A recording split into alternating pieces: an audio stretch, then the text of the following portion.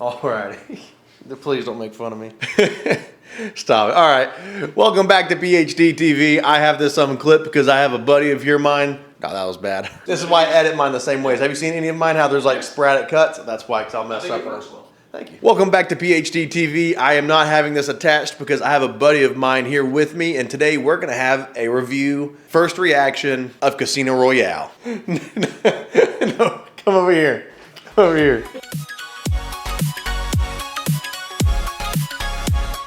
All right, I have my boy here, Garrett. He's actually never seen Casino Royale, and the reason we're doing this today is because this is how the story goes. We hung out not too long ago, and we found out that, dude, you gotta stop laughing.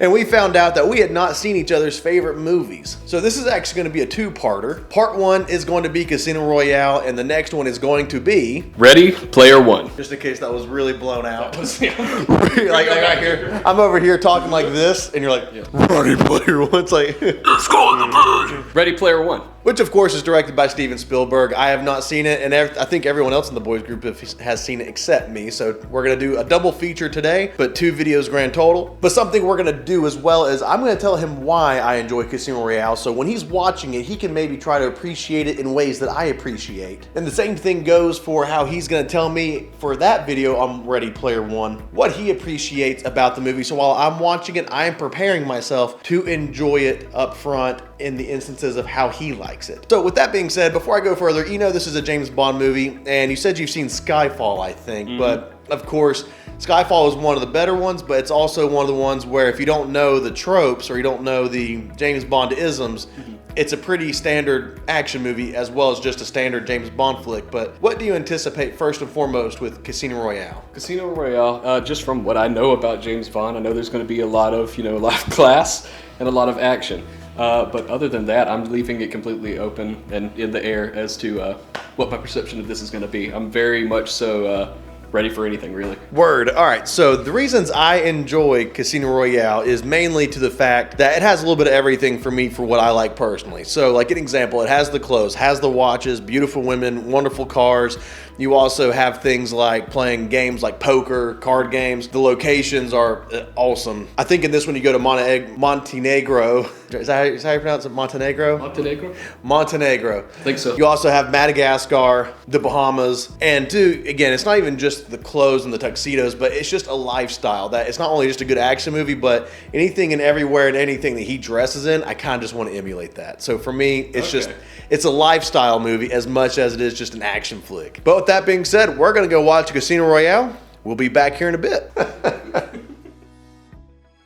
Your file shows no kills. But to become a 00, it takes 2. How did you die? Your contact? Not well. You needn't worry. The second is... yes. Considerably. The man was Le Chiffre, private banker to the world's terrorists, which would explain how he could set up a high-stakes poker game at Casino Royale in Montenegro. If he loses this game, he'll have nowhere to run. You're the best player in the service. The Treasury has agreed to stake you in the game. But if you lose, our government will have directly financed terrorism. I will be keeping my eye on our government's money and off your perfectly formed house. You noticed. I hope our little game isn't causing you to perspire. It doesn't bother you killing those people. Well, I wouldn't be very good at my job if it did. How's our girl? Melted your cold heart yet? James, Get the girl out. You're not going to let me in there. You've got your armor back on. I have no armor left.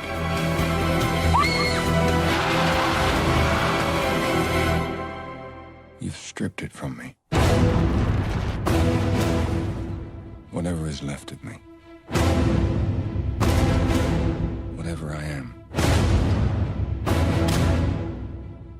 I'm yours. the only question remains. Will you yield? In time?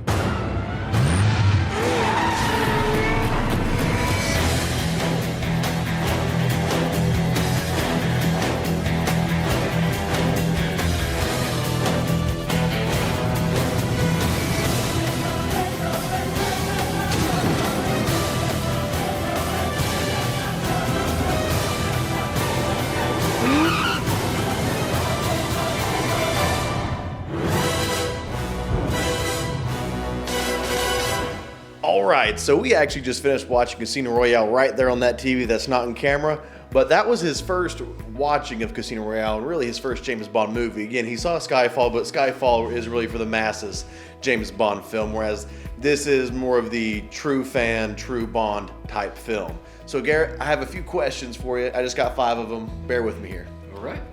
I gotta get to my list. Hold that. I'm gonna go Gotcha. turn the dryer off. I don't think I'll pick it up, but... Well, in intermission. We'll wait for Phil. And I'll just let you hold on to that. But first of all, tell us, what did you think about the movie? Well, opening up. Whoop. You're good. You're good. First time on film.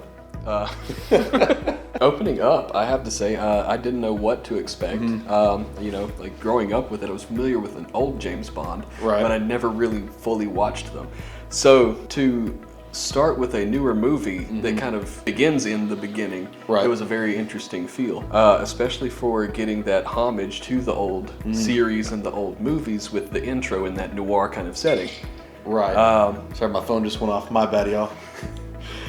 For a good duration of movie, again, I was open. I wasn't sure what to expect, but I'm very much so ecstatic and happy and satisfied with everything that I'd seen. It was like a lot of what you kind of expect or think about when you think of James Bond. So a lot of, you know, class, a lot of action, a lot of suave, and within that, a lot of good cinematography and a lot of foreshadowing. Yes. So I was very, very fulfilled when I was watching that movie. So it was an awesome first watch. Awesome. All right, I'm just going to read off here. This will be a lot easier than just remembering the question. But in regards to the lifestyle, such as the style, the libations, the cars, locations, etc., what do you think? Was the movie your vibes, not your vibes? Gosh, yes.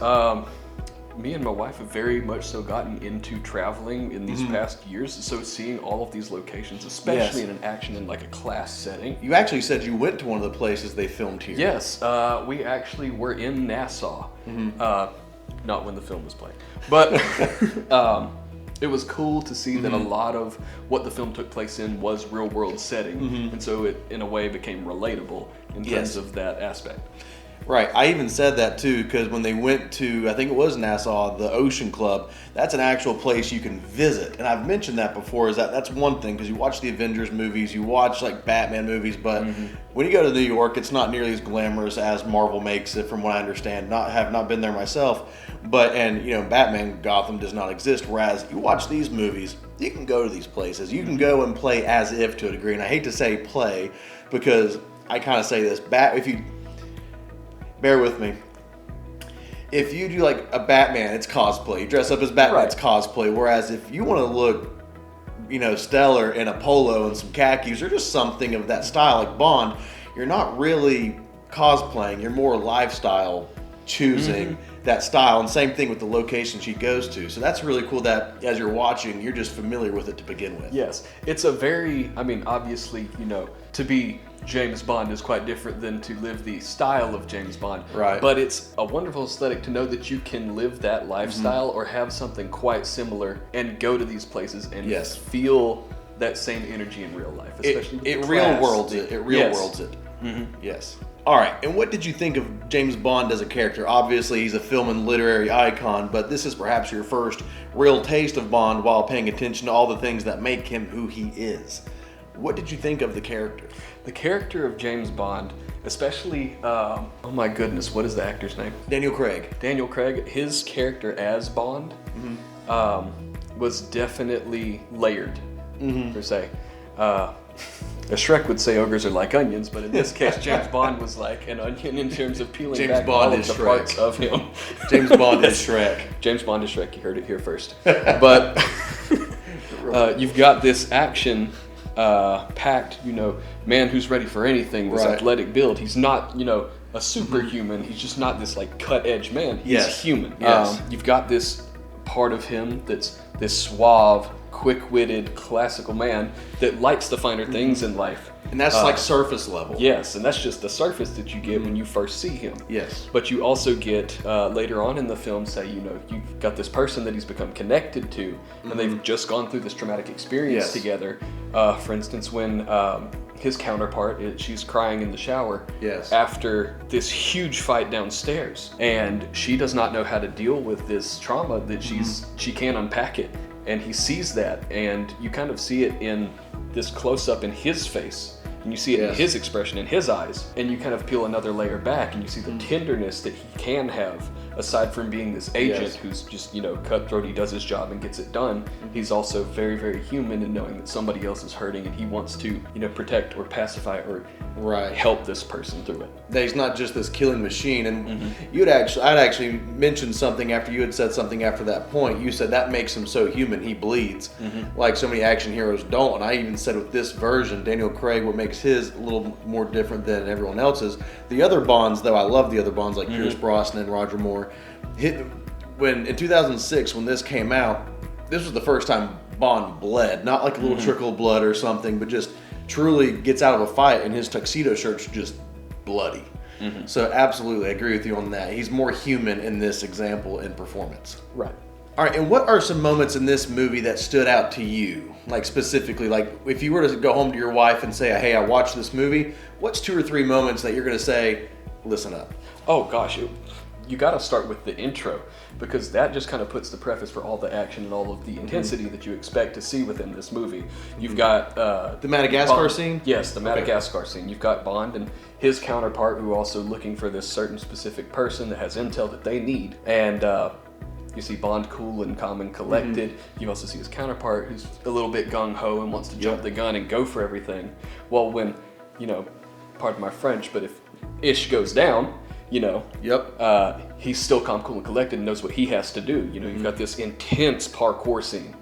And just throughout that, the cinematography was great. You've got a lot of cinematic aspects of like depth and height and like magnitude, especially like when they're going through this construction zone. Very high energy, a lot of explosions, a lot of action, but you also have the intensity within the focal points of it. Say like when they were coming up, scaling the construction zone, they jump onto a crane, and while they're going up, a lot of the angles are upward looking at both of them, or it's circling around them, almost as if a helicopter would, as if it's hovering. So it kind of gives you this like intensity of what they're doing is not normal. Right, so, like it just creates atmosphere to the action. It's not just this, hey, look at what they're doing. It's almost like you're experiencing the danger as much as the characters are. It's putting you in their shoes without the exhaustion. And at the same time, it's showing you, or it's showing the audience really, like these are not normal people. This is something normal people do not do. Right. He's in this job. He knows what he has to do, and he knows the consequences that follow it. Absolutely. And two, I'm going to throw in a point for you that you said once, or we talked about shortly after the movie was over. I'm going to revisit here. So we were talking about, or rather I'm going to say it this way. I've said it on this channel before, where I've said the reason I love this movie so much is because it does have a little bit of everything. And I hate it, truthfully, when everyone says, yeah, this movie has everything, and then I watch the movie and it in fact does not have everything. And of course that's an opinion. There's a movie for everybody. But I asked you what you thought of that after explaining and after we kind of had the prologue to this, or prologue of what to look for, like the style, the cars, the locations, everything that I like about it. What did you think in your assessment about my "it has everything" statement? I think you were very accurate in that. Not only, from the beginning we talked about it has the intensity, but it also has the tenderness within that same unpacking of relationships that Bond does have, where he may seem guarded, but he actually does want to have these relationships too at the same time. Builds that humanity within him. It also, has a lot of quick-witted humor that you might not catch the first time around. It also has a little bit of a slapstick humor in it, in terms of certain aspects of the movie. I don't want to spoil anything, but right, and dry British humor sometimes. Yes, that is really funny once you kind of get a taste for it. Like if you've seen the movie in context, that last hand nearly killed me. Literally one of those moments where you're like, God, he's such a smart aleck. All right, and for the last question, it's just a general question. With this being officially the first Bond movie you've seen, and now that you kind of know the characterization of this is him, especially since it's his origin story, essentially, does this make you curious to watch any more of his, or was this one of those, I like the movie, I see why you like the movie, but I'm good? No, I wouldn't say that. I would definitely watch more James Bond movies, especially within this, would you call it a series, or would you call it... Well, I'll put it this way. There's kind of a two-way two ways to look at this, because Daniel Craig's, his 5-movie tenure is actually a connected storyline, which is unlike the rest. All the other movies are individual. Once that movie ends, it's on to the next mission. You don't have the same Bond girls. You don't have the same bad guys. They're individual missions, and that's it. These movies with Daniel Craig are actually all connected. Okay, see, So and I in think that would context. appeal more to me, especially knowing like you've built this rapport with a character and you want to see what happens to them. Yes. And I think that within that, I would love to see more James Bond movies. Awesome. Well, that's good to hear. In that case, to be determined, it depends on scheduling, but we may have a Quantum of Solace, which is the sequel to Casino, that he may enjoy, because it literally picks up like 20 minutes after that ending right there. Wow. It picks up instantly. It was the first one to do it. Surprised everybody when it came out. But Garrett, brother, thank you so much for watching this. Absolutely. Again, this is actually going to be a 2-part video, so you'll see another video later of me watching Ready Player One, which is one of his, if not, you said, favorite movies. And I've never seen it. And that's why he watched Casino for me. So we'll see you here for part 2. It's been PH.d TV. Don't forget to subscribe. We'll see you soon.